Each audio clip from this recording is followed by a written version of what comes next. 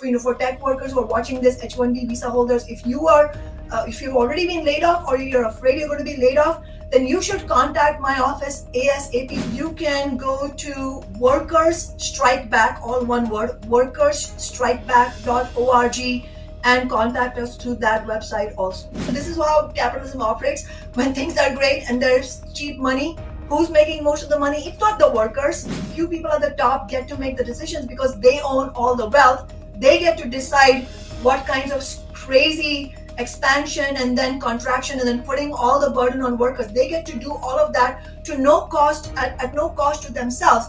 That is the fundamental problem with capitalism. We have seen this through every recession under capitalism. They will shove the entire burden on working people. It's not going to happen without a fight. We just saw even the most supposedly progressive elected officials, the so-called squad, even this the senator from Washington State, Pramila Jayapal, who's also of Indian origin, they all betrayed railroad workers and broke their strike. So we cannot have illusions in them. We're going to have to build our own fight. If workers get organized, all kinds of things are possible. You can move mountains. Hello and welcome to the News Minute. In the past few months, we have been hearing that there are massive layoffs that are taking place in the United States.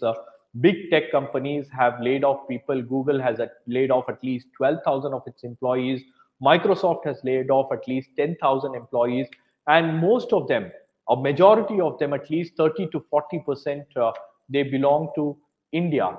Indian IT professionals. The Washington Post says that at least 2 lakh IT professionals from Indian origin are in huge distress because they have to find jobs in the next company within a stipulated period of time, because those who are holding H-1B visa, they need to find jobs within 60 days. Otherwise, they have to return back to their country. So there is huge amount of concern back here in India as well as in the United States. To talk about this issue, I have with me the Seattle Council member, Shama Sawant, who has been talking to these employees, who has been trying to help these employees. So let's ask her what exactly is happening in these big tech companies, and why are these big tech companies indulging in massive job cuts and massive layoffs.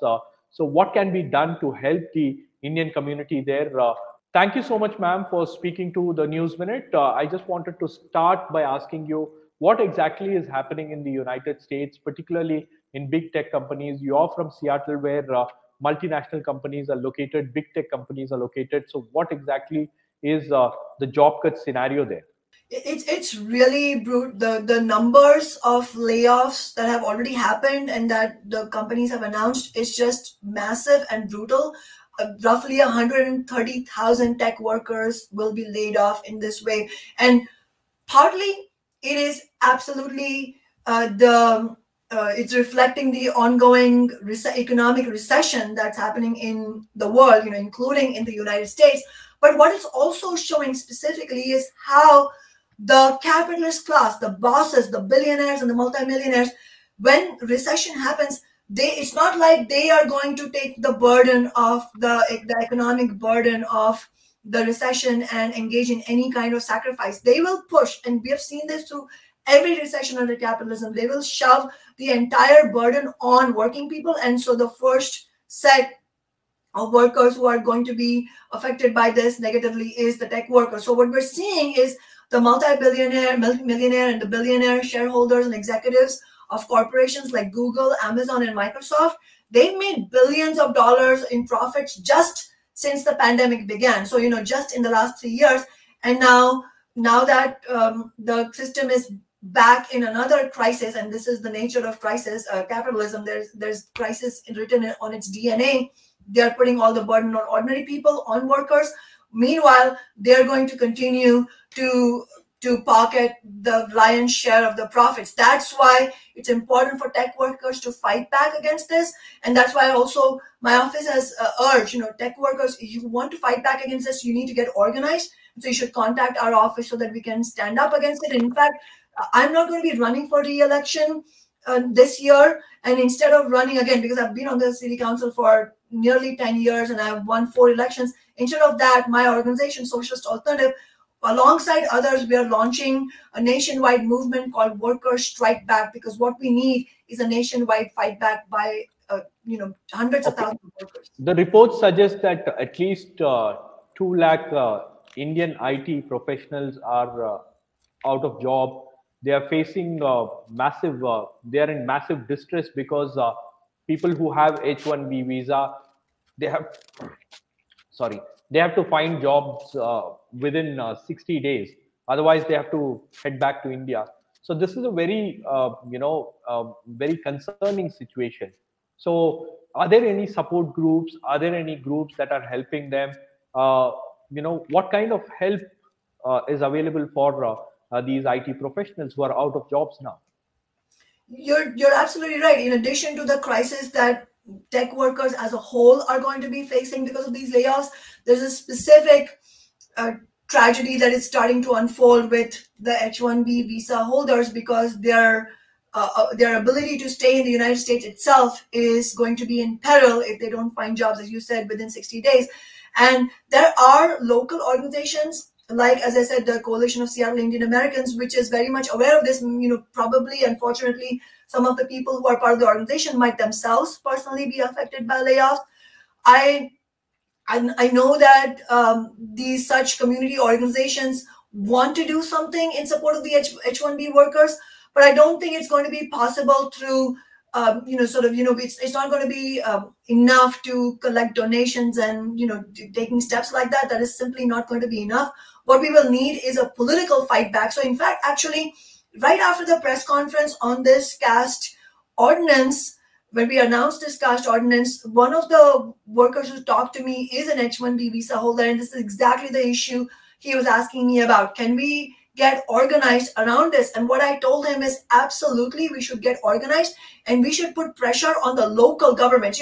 There's nothing stopping the city council, for example, in Seattle, much less the US Congress, in taking real steps to protect these workers. But none of that is going to happen unless H-1B visa holders, workers themselves and other workers who are safe, who don't have the pressure to leave this country. We should all unite, and we should demand that US Congress protect these workers. But as I said, it's not going to happen without a fight. We just saw even the most supposedly progressive elected officials, the so-called squad, even this senator from Washington State, Pramila Jayapal, who's also of Indian origin, they all betrayed railroad workers and broke their strike. So we cannot have illusions in them. We're going to have to build our own fight. Okay. When you spoke about this issue, you also mentioned about big tech companies, their capitalist ideas.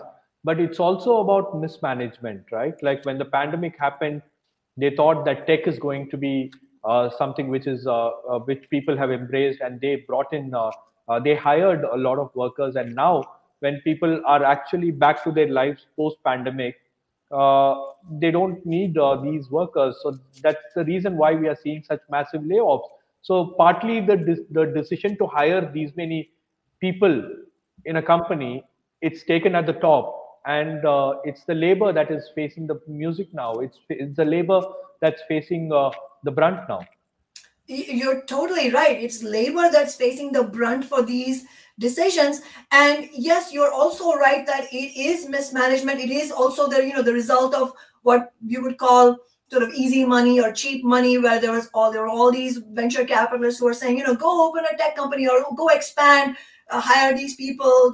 Right now things are great, but again, when things are, so this is how capitalism operates. When things are great and there's cheap money, who's making most of the money? It's not the workers. It's not like the laid off. The people who are laid off now were making bank at that time. No, even at that time, they only got a salary. The lion's share of the profits went to the venture capitalists on Wall Street and the executives and the billionaires who own these tech companies. And when the going gets tough, when there's a recession, again, they're the ones who are safe and they're still making money, actually.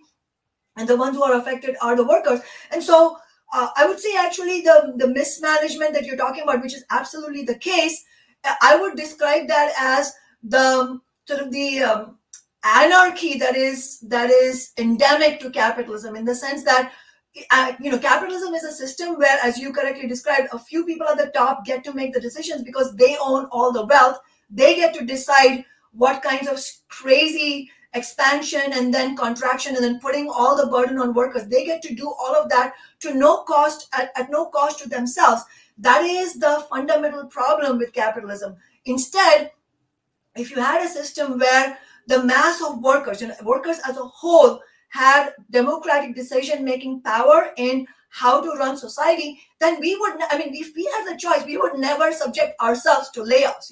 We would, if we had the choice in deciding how should the society's resources be used, we would decide to use them in a way that benefits all of us. So we would have an interest in actually organizing society differently. So basically what I'm describing, that's socialism, where ordinary people have the right to decide we're not going to have this kind of anarchy and mismanagement in the economy. Instead, we're going to use the resources to make sure that everybody has a decent job at all times, and the jobs that people do will actually benefit society as a whole, and then everybody has high quality healthcare, education, and housing. That's the kind of society everybody wants. You also told me that people who have been out of jobs, they have to get organized. And is there something legally that can be done to hold these big tech companies accountable for mismanagement? Because the hiring process has been massive during the pandemic. Uh, can they get some kind of legal help in United States? And what can one do if they get organized? Can they put up a good fight? Look, if workers get organized, all kinds of things are possible. You can move mountains, and conversely, if you don't get organized, you're not going to be able to win. So can I give a guarantee that if we get organized we'll win? No, of course not, because you can fight and maybe even lose. But what I can guarantee you is that if we don't get organized, then there is no recourse. There's absolutely no hope. So getting organized is step number one. Without that, nothing is possible. But if we do get organized, we can win. And as far as the legal recourse you're talking about, I don't think that there is any law in the United States, in federal law that can actually hold these companies liable. But there should be, there isn't, but there should be. And even to win anything like that, it will need a mass movement. So instead, what I would suggest is for tech workers who are watching this, H-1B visa holders, if you've already been laid off or you're afraid you're going to be laid off, then you should contact my office ASAP, because this is your life, and it's the lives of tens of thousands of workers from not only from South Asia. I mean, there are other people from other countries who have immigrated to the United States on H-1B visas who are also going to be affected. You're all in the same boat. So let's get organized and fight, and let's demand that U.S. Congress and President Biden, who famously said that he's the most pro-labor president, and he has betrayed labor over and over again, including the railroad strike, breaking of that strike. So we need to fight against them and hold them accountable. And how do these workers get in touch with your office? Just for the viewers who are watching this broadcast, how do they reach out to you? You can just Google me. We're talking about tech workers. You can just Google my name, Kshama Sawant, and Seattle City Council, or just my name, and you will find the information for my office, and you can just email me. Or you can go to Workers Strike Back, all one word, workersstrikeback.org, and contact us through that website also. Thank you so much, ma'am, for speaking to the News Minute. We will be in touch, and we will also be closely monitoring all the developments that are unfolding in Seattle as well as in other parts of the United States. Thank you.